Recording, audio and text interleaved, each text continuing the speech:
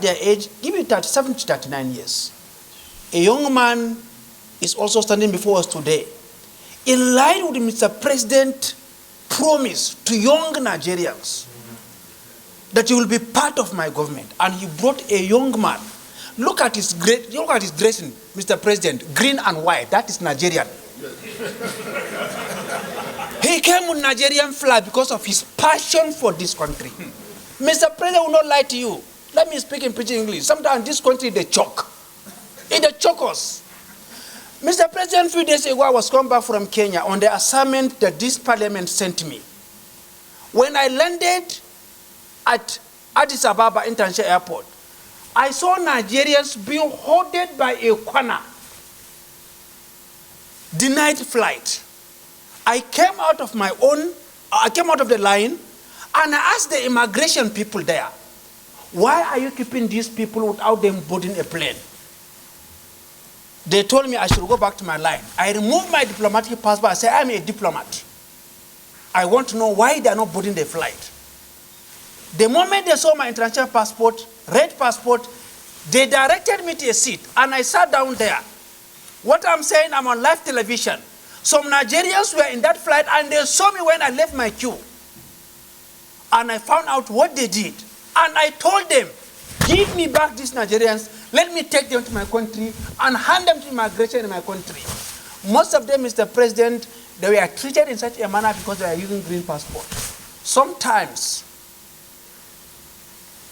when young people tweet what they tweet and they express their frustration on social media, I want you to know that we are doing this out of the love that we have for this country. Not that we hate this country. We have nowhere to go. This is our country. This is an orphan, without a father, without a mother, without a godfather, recognized by the president for his work and presented to serve. Most of these young people who are leaving the country, Mr. President telling them, come back. Don't be insulted us from America. Don't be insulted us from England. Come back to Nigeria, let's build this country together. And that's why Mr. President nominated him to come back home and offer this country. We commend Mr. President for the love that he has for youth, for women, and his vision for a new Nigeria. Colleagues, please, I beg you as a young person, when you see us sometimes you express passion, support us as your sons, as your daughters. Don't use our age against us. Use our age to see that we help this country. I beg colleagues, this boy is very intelligent. Take a bow and go, please. Honestly, women into his cabinet. He kept his promise. Most of these women, if you look at their average age, 39 years. Very distinguished colleagues, I have a perspective to share with our distinguished colleagues. And I have a perspective to share with Nigerians, especially those among our youth who in the last 48 hours, since the name of Dr. Bosun Tijani was sent to this hallowed chamber as a ministerial nominee, our youth are divided on this matter. There are some who are supporting him. There are some who are also sharing other tweets from him similar to those that have been read out here. The truth about it is, beyond these two tweet messages, there are some other ones being shared online. And what is the underlying thing here? And what is the perspective that I want to share? Consider the dates of these tweets and recall the events that took place in Nigeria. Some of my own children and some of our own children were all part of these tweets. Standing before us, sir, is an ENDSARS protester, if you can so classify him. That is the truth about it. My own daughter, who was not born in Nigeria, I didn't hide my family in the US. I didn't take my family out of Nigeria after I came into public service. I was in the US doing my master's degree. I was there practicing as an attorney when I gave birth to my own children. So they were not born here. But when my daughter was done schooling, she told me she wanted to come to Nigeria for her national service, and I was very glad. My daughter joined the ENDSARS protests. Around the same time, all these tweets were going on. Very many of our own children asked us questions. Mr. President, I need your protection. All I'm trying to do is share a perspective. The same president, these are the issues for me. Number one, an ENDSARS protester who believed he was a spokesperson for his own generation, today has come to see the need to join hands with us to build this nation and bring all those ideas around which they organize protest on board to further build Nigeria and rebrand Nigeria. That's number one. More importantly, number two, the same President Bola Ahmed Tinubu, a citizen as he then was, not in any official position, who was accused or alleged as having taken soldiers to toll gate plaza in Lagos to shoot ENDSARS protesters, is the one who today, by the grace of God, as President and Commander-in-Chief of Nigeria, has sent Dr. Bosun Tijani as a nominee to this chamber, because he also believes that they have something to offer. So let's look at it from all these perspectives and know that this man standing before us did what any of our children could have done. At that point, based on their own understanding of what was going on, he portrayed a scenario of how most of the people he was struggling to help were being arrested by the police because they had laptops in their bags, not because they were criminals. Let us remember what happened in this country. We need to move on with this generation. We need to put this behind us. So, of course, if he said anything that he shouldn't have said, he's here to apologize. That's not the problem. But let's take it beyond that and be less emotional about this issue. But we must protect the integrity of this institution. I agree, with our colleagues who are saying this. And our own youth must also learn from this, that even in the face of anger or protest, you must mind the language that you use. Thank you so much, Mr. President. Well, let me, just before I listen to any other colleague, let me start by thanking Mr. President for identifying yet another talented Nigerian.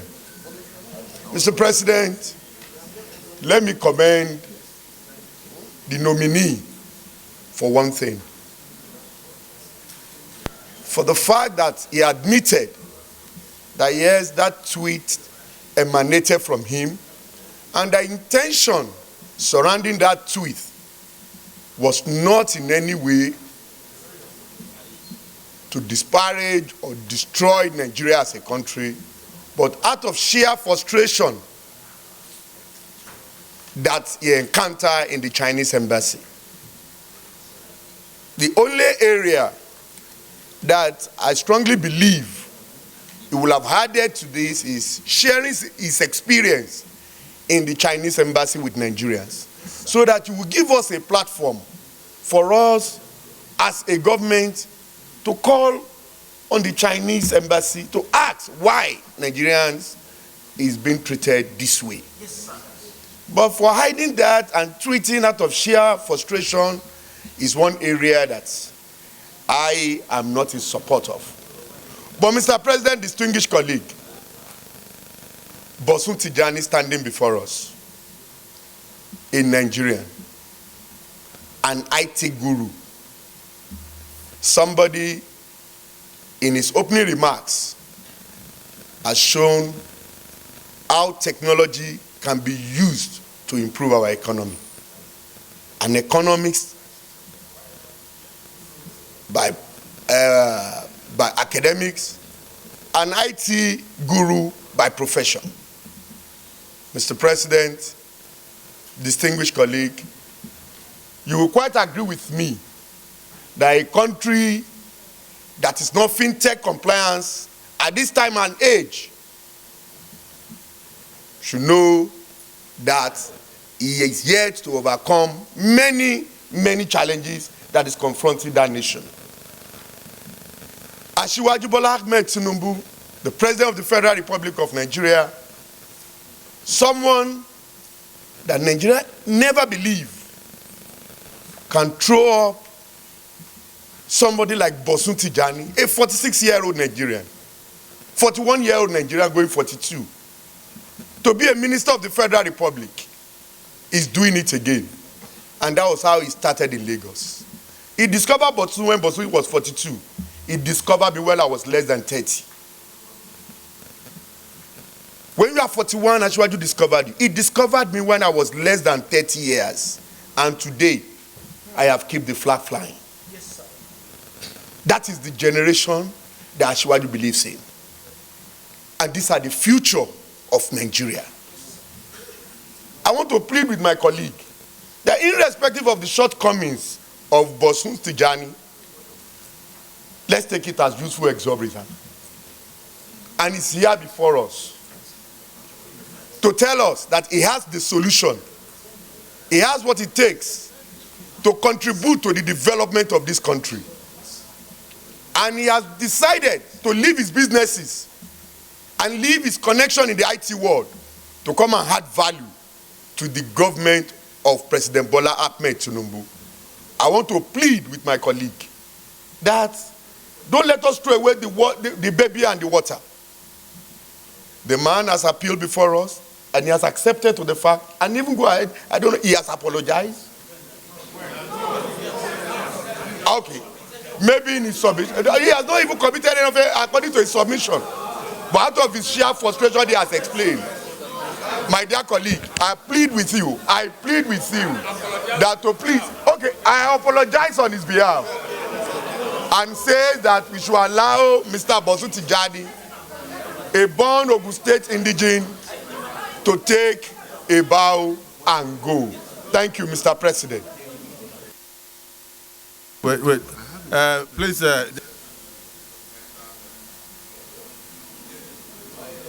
Your Excellency, Senate President, and also distinguished senators. Distinguished senators. I was raised properly as a Yoruba boy, both in Agege and Abeokuta, so I do understand that we're not meant to disrespect our elders. And that's not the training that we're given. My father probably won't be proud of me for all these allegations. But one thing he'll be proud of as well is that the passion that led me to those mistakes has also given me the opportunity to contribute to the development of this country. So I want to profusely apologize to everyone in this hall, including anyone anywhere in Nigeria that may have been offended about everything I said. I ask that you please, in the process of accepting my apology, that you look at the undertone of everything I've said. I didn't say it to spite. I said it out of frustration and love. So please accept my sincere apologies, please. Off the mic. Off the mic. Off the mic.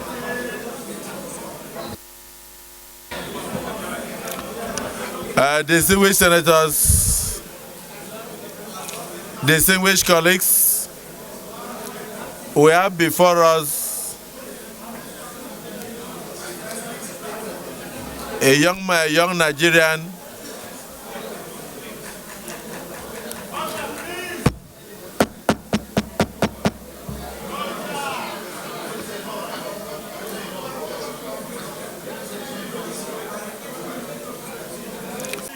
distinguished leader of the Senate, that even if it was that your child that came before us here, that child will still face the same questions. The questions being asked are not, nobody, I don't think any of them has ever met him.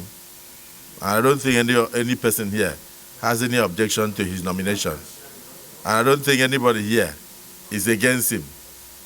We are rather appreciative of Mr. President's choice. However, sometimes the past has a way of following us. And I think we can make progress. I will give you an example. The National Digital Economy Policy and Strategy 2020 to 2023 that involves ICT parks, entrepreneurship, innovators, youth empowerment, which will break it down to solid infrastructure, soft infrastructure, service infrastructure, all these policies. He was part of those who developed these policies that he believes can empower young people. When Mr. President was coming on board at Eagle Square, I said that I learned a lot from him when he was governor. I turned boys into men as a governor in my state, and that he will come, if he won the election to be president in Nigeria, that he will turn a lot of Nigerian boys into men. I think this is one of such. Now, if we sit here for the next 5 minutes, somebody will bring out another very derogatory tweet from him, whether it was done in the heat of anger or whether it was in collaboration with your child, I wouldn't know. But the major thing there is that he has a very good opportunity on live television to tender apologies to his elders for his youthful exuberance and his mistakes, and we move on. Dr. Tijani, Dr. Bosun Tijani, this last tweet and many others that will come, like the one you called your elders. Look at somebody like Senator Gumel. I'm sure he was in the Senate there when you said that he was a maroon. So do you still believe that senators are maroons, or do you have an apology to make? If you can tender an apology, we can move on. And then if you also believe now